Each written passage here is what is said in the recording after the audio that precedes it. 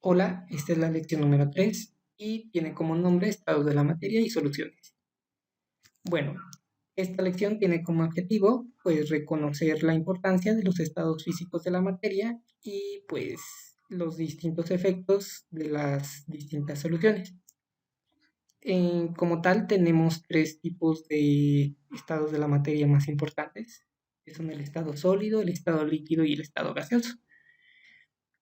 Bueno, en el estado sólido tiene como características que sus partículas pues están comprimidas y van a tener una energía cinética baja. ¿Esto qué significa? Que casi no van a tener movimiento. Y bueno, otra de las características es que tienen una forma y volumen definidos. Si, por ejemplo, acá en esta imagen de acá podemos ver cómo pues este sería una partícula que es sólida y como sus partículas pues están muy juntitas y no casi no van a presentar pues movimiento. El segundo estado de la materia es el estado líquido. Aquí pues las características principales es que las partículas van a tener mayor energía cinética que los sólidos, ¿sí? Eh, y bueno, por ejemplo, acá podemos ver cómo pues las partículas van a tener mayor movimiento, ¿no? Van a tener un volumen definido, pero no van a tener una forma definida, ya que la forma pues la van a tomar del recipiente en donde estén esos líquidos. Por ejemplo, pues si ponemos agua en un vaso, pues va a tomar el agua la forma del vaso, ¿no? Pero si ponemos el agua en una cacerola, pues va a tomar la forma de la cacerola. Otra característica es que no pueden ser comprimidos y que sus uniones son mediante atracciones intramoleculares. Como último estado de la materia está el estado gaseoso. Este estado va a tener como características que pues va a tener mucho espacio entre las moléculas y van a presentar una energía cinética alta, es decir, que van a presentar mucho movimiento. Acá, por ejemplo, se puede ver pues que las bolitas que representan partículas pues se mueven muchísimo, ¿sí? Y bueno, igual que los líquidos no van a tener una forma definida ni un volumen definido, sino que pues este va a estar dado por el recipiente en donde estén. Y como pasa igual con los líquidos, si tenemos por ejemplo un gas en un recipiente pues que es cilíndrico, como los cilindros de gas, pues va a tomar la forma de ese cilindro. Y bueno, aquí algo importante es que los gases, con el aumento de la temperatura, y aumenta la presión del gas.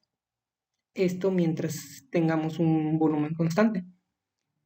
Por ejemplo, bueno, acá les puse este GIF en donde podemos ver que, pues, eh, cuando el volumen es más chiquito, pues las partículas van a estar más juntas. Pero cuando el volumen es más grande, pues las partículas no van a estar tan juntas. Y esto pasa cuando aumenta la temperatura. Si aumenta la temperatura, el volumen se va a hacer más grande, o sea, se van a expandir. Bueno, ahora vamos a pasar a las disoluciones. ¿Qué es una disolución? Pues simplemente es un tipo de mezcla que va a estar conformado por dos componentes. El primer componente es el soluto, ¿sí? Y este componente es el que está en menor cantidad. Y el segundo componente es el solvente, que es el que está en mayor cantidad.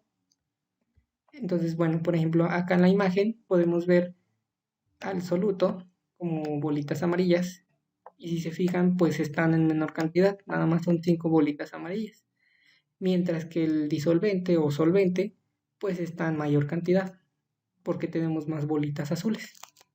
Esa es la diferencia, la cantidad. Aquí algo muy importante es que las disoluciones eh, van a tener unas características Por ejemplo, las partículas que se mezclan deben tener un tamaño de 1 a 10 Armstrongs. Estarán preguntando qué son los Armstrongs. Bueno, los Armstrongs son como una unidad de medida para cosas que son muy pequeñitas. Por ejemplo, pues nosotros comúnmente usamos el metro, los centímetros o los kilómetros para medir, pero pues hay cosas que son más chiquitas y pues cada medición pues tiene como su nombre. Cuando tenemos, por ejemplo, bueno, aquí les puse esta, ¿sí? Cuando tenemos el cero, pues aquí estarían los metros. Y luego aquí es el punto. Y cuando son 3 puntos más chiquitos, pues son los milímetros, ¿sí? Pero si le agregamos 3 ceros todavía más, tenemos a los micrómetros.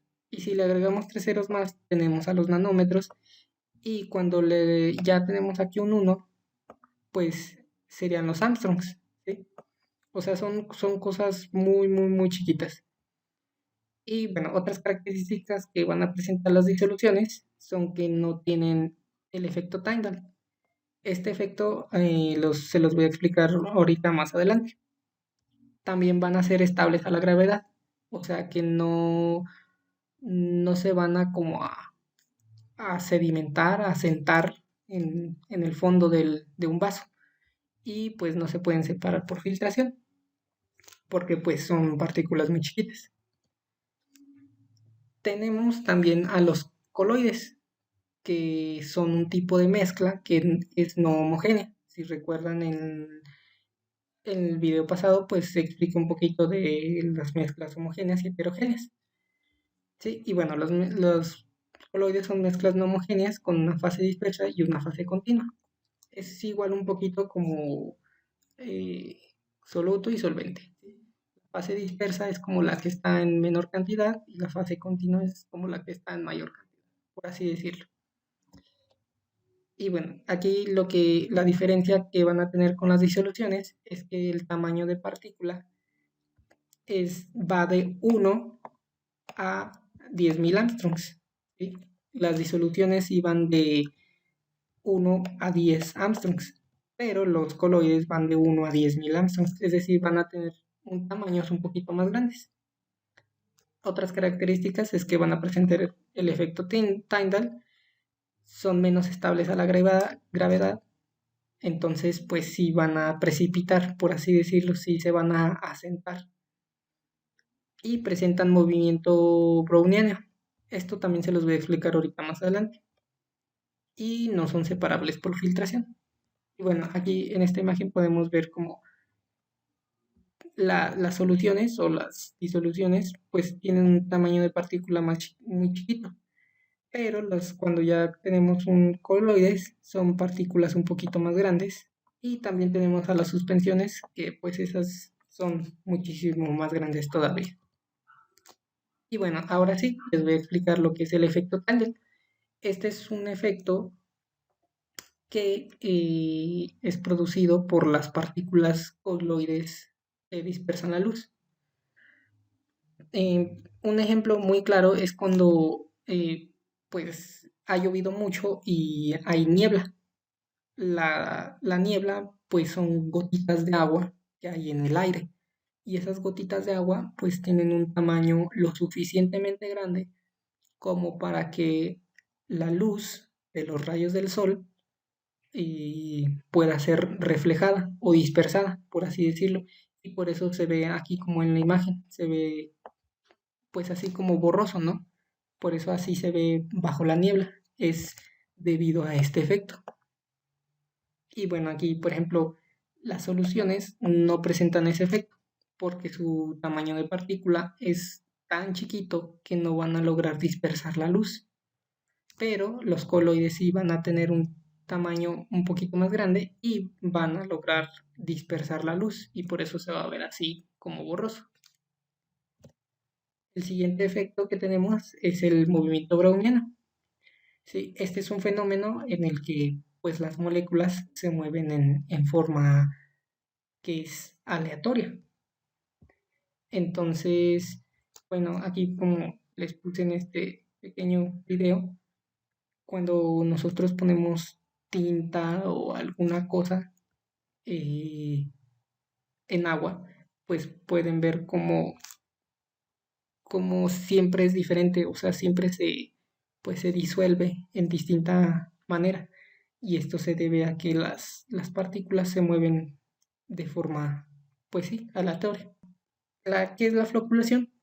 Eh, la floculación es un proceso químico en el cual se adicionan unas sustancias que se conocen como floculantes y pues estas sustancias hacen que los coloides o partículas coloides que están en el agua pues se vayan uniendo y formando flóculos.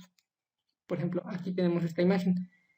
Tenemos estas partículas y cuando le añadimos lo que es el floculante, pues lo que va a pasar es que van a actuar como un imán y van a ir uniendo pues más partículas, ¿no?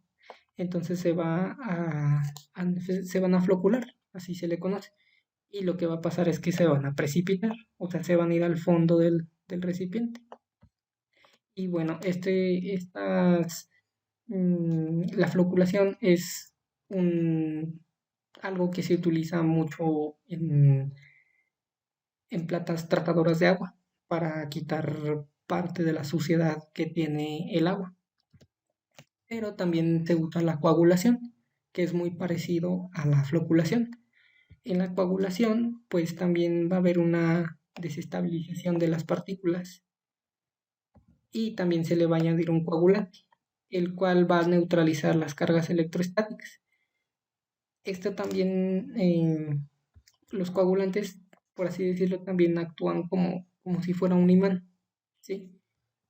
Aquí tenemos pues las partículas, que son estas cafés, y si se fijan, pues tienen como una carga negativa.